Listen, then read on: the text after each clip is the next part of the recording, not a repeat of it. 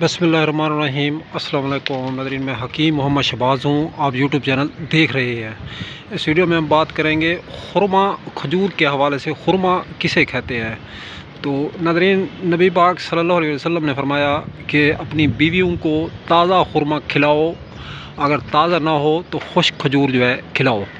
तो ताज़ा खुरमा से मुराद यह है कि जो खजूर के ऊपर लगी हुई खजूरें हैं ये पक जाती हैं तो इन्हें खुरमा कहते हैं। जब ये खुश्क हो जाती हैं तो इन्हें जो है खुश्क खजूर कहा जाता है। तो ये मैं खजूर के बाग में जो है गया हुआ हूँ, तो यहाँ पे काफ़ी सारी खजूरें जो है पकी हुई है। तो कोशिश करें ताज़ा खुरमा ख़रीदें, इसके कोई साइड इफ़ेक्ट नहीं होते, इसको कोई दवा नहीं लगती। आजकल केमिकल का दौर है, केमिकल से जो है खजूरें वगैरह जो है पक रही हैं।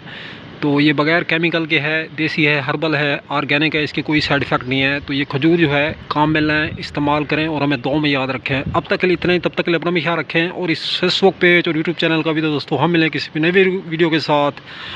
खुदा हाफिज़।